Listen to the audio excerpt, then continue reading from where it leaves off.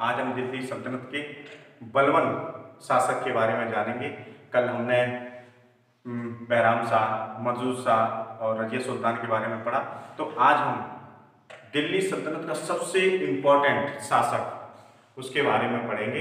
तो बहुत सी चीज़ें बलवन से रिलेटेड पूछी जाती हैं आपकी, तो उसे मैंने पहले उनको जो उन्होंने फर्स्ट किया यानी प्रथम जो चीज़ें रही हैं उसके समय की मैंने कोशिश की उनको एक जगह करने की।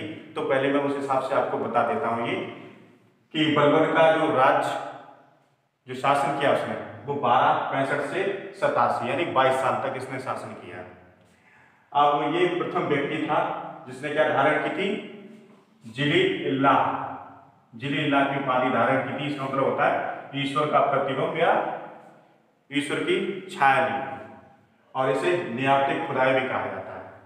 तो नियामती खुदाई धारण करने वाला दिल्ली सल्तनत का शासक कौन था?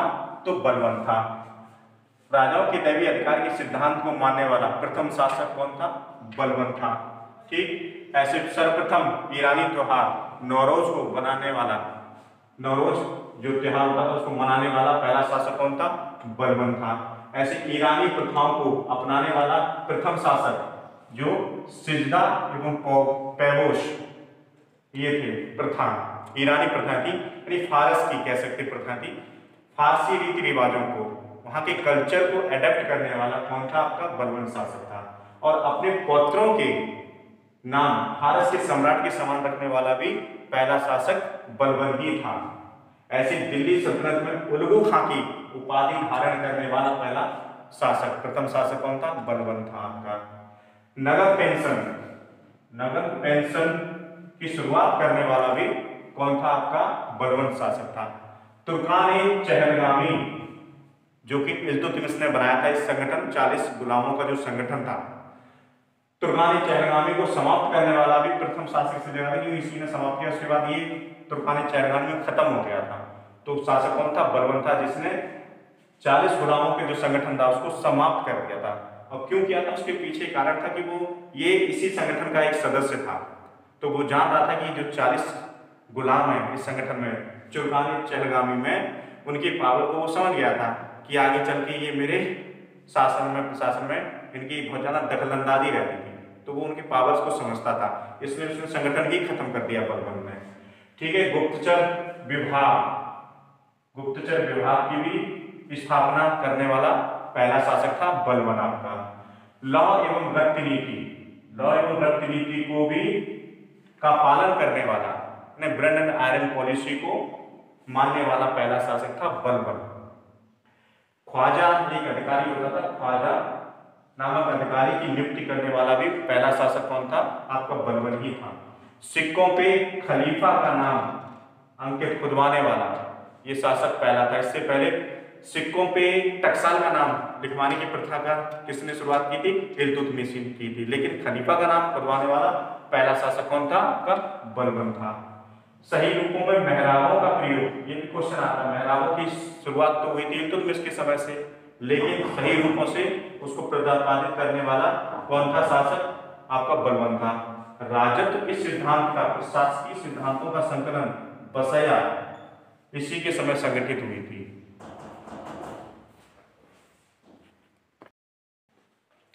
बलवन के समय एकमात्र गुलामों का विद्रोह हुआ था, और वो किसने किया था? तुगरिक खां बेग ने।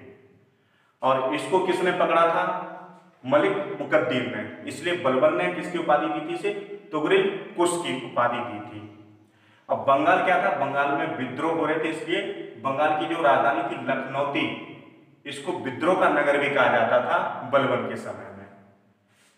अब मेवाती एवं कटिहार में हुए विद्रोह का दमन करने वाला प्रथम शासक था आपका बलवन। दीवान-ए-अर्ज को पुनर्गठित करने वाला प्रथम शासक भी बलवन ही था। सीमांत क्षेत्रों में इसने बहुत सारे किलों का निर्माण करवाया था। उसके पीछे कारण था किससे बचने के लिए? मंगोलों से बचने के लिए। दिल्ली सल्तनत में मंगोलों के बहुत सारे आक्रमण हुए, इसलिए हर शासक बहुत ज्यादा सावधान रहता था और उनसे बचने के लिए इस तरह के किले के निर्माण सीमांत क्षेत्रों में, वेस्ट फ्रंटियर्स में बहुत ज्यादा करवाते थे। ठीक है। अब बलवन जो था, बलवन ने अपने क्या किया था? उसने उच्च कुल एवं निम्न कुल में अंतर स्थापित करना चालू कर दिया था अपने शासनकाल में। और कुरान के नियमों का पालन करता था और शासन का जो आधार था वो भी उसने कुरान को ही बनाया था। ये बहुत ही सख्ती के साथ कुरान का पालन करता था। दिन में 5 बार नमाज पढ़ता था ये। और सुल्तान बनने पर इसने शराब एवं भोग विलास को त्याग दिया था बिल्कुल।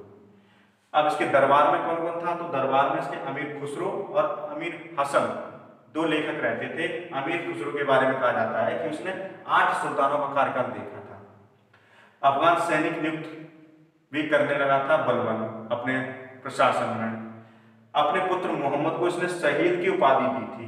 क्यों दी थी? क्योंकि मंगोलों द्वारा हत्या कर दी गई थी। किसने की थी? तमर ने 1285 ईस्वी में। ऐसे ही अपने एक अन्य पुत्र को बंगाल में इसने नियुक्त किया था सूबेदार के पद पे, बुगरा खां को।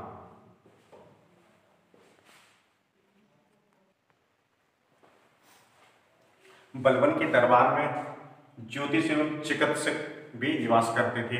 उनमें कुछ नाम प्रमुख हैं उसके: मौलाना हमीदुद्दीन मुतरेश, अन्यथा मौलाना बदरुद्दीन एंड मौलाना इसानुद्दीन। ये इसके दरबार में रहते थे। क्या थे? फेमस ज्योतिष एवं चिकित्सक होते थे। अपना उत्तराधिकारी किसको नियुक्त किया? कैक खुसरो को नियुक्त किया। इसके बारे में ए बी हबीबुल्लाह क्या कहते हैं बलबन के बारे में?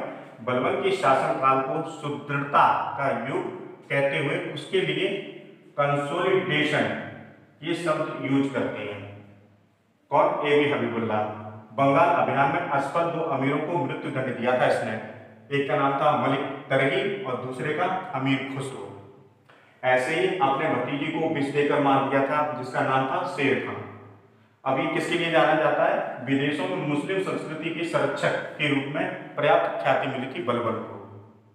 भारत में प्रथम अवशिष्ट वास्तविक गुंबद बलबन का मकबरा माना जाता है। अवध का सूबेदार अमीन खां की लाश को अवध के द्वार पर लटका दिया था बलबन ने। बलबन के संबंध में कथन है कि एक मलिक होते हुए भी खान हो गया और खान और फिर सुल्तान बन गया। इस तरह की स्टेटमेंट एग्जाम में आती है आपकी। के न्याजी क्या कहता है? ये बहुत ही फेमस स्टेटमेंट है। बलबन एक उत्तम अभिनेता था। अपने दर्शकों को आधुनिक फिल्मी सितारों की भांति मंत्रमुग्ध रखता था। ऐसे और एक अनुग्रही राजा सदा ईश्वर के संरक्षण के छत्र से रक्षित होना चाहिए। ये कौन कहता? बलबन।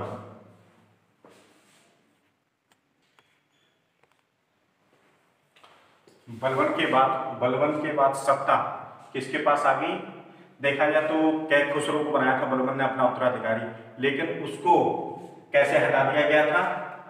तो उसको दिल्ली का कोतवाल फखरुद्दीन जो था, इसने क्या किया? कैक खुसरो को मुल्तान की सूबेदारी देकर और कैकुबाद को दिल्ली के सल्तनत पर बिठा दिया, जिसका मात्र शासनकाल 3 वर्ष रहा, 1287 से 90 के बीच में। ठीक है। तो इसी समय मंगोल नेता तैमूर खां का आक्रमण हुआ। किसके समय? कैकुबाद के समय। कहाँ पे? पंजाब में हुआ था। कैकुबाद कठपुतली बन गया था किसका? निजामुद्दीन नामक व्यक्ति का बन गया था। बाद में इसे जहर दे के मार दिया था। और फिर इसके बाद 2 तुर्क सरदार थे, मलिक कच्छन एवं मलिक सुरखा। ये आया है एग्जाम में कि ये किसके समय में सत्ता हाथों में आ गई थी? तो इन दोनों के हाथों में उस समय आ गई थी। फिर उसके बाद जो कैकुबाद था, सुल्तान के ने जलालुद्दीन फिरोज खिलजी को बुलंदशहर की जागीर दे दी। उसके बाद क्या किया? इसे सेनापति बना दिया और शाइस्ता खां की उपाधि भी दे दी कैकुबाद ने। तुर्क सरदार ने शमसुद्दीन क्यूमर्स, यानी जो अंतिम शासक है आपका दिल्ली सल्तनत का, शमसुद्दीन क्यूमर्स 3 वर्ष का मात्र था। इसे सिंहासन पर बिठा दिया था नासरी चबूतरे पर। जहां पे सिंहासन पे बिठाया वो क्या था आपका? नासरी चबूतरा था, जहां पे इसे शासन पे बिठाया। ठीक 3 माह तक, 3 वर्ष का बालक क्या शासन करेगा? 3 माह बाद शासन किसी दूसरे के हाथ में चला जाता है। यानी यहाँ पे दिल्ली सल्तनत में गुलाम वंश की समाप्ति होती है और इसके बाद फिर किसके हाथों में आ जाती है? आपकी फिरोज खिलजी, यानी जलालुद्दीन फिरोज खिलजी, यानी खिलजी वंश का शासन चालू होता है। तो ये आपका था गुलाम वंश का शासन 1206 से 1290 तक। 11 शासक हुए गुलाम वंश में। मैंने आपको 11 ही वीडियोस बनाई हैं, एक शासक के बारे में प्रॉपर बताया है आपको। अब इनसे संबंधित जो कुछ आपके कोड बनते हैं वो मैं आपको अब कोड बताऊंगा कि किस तरह से कोट बनता है। धन्यवाद।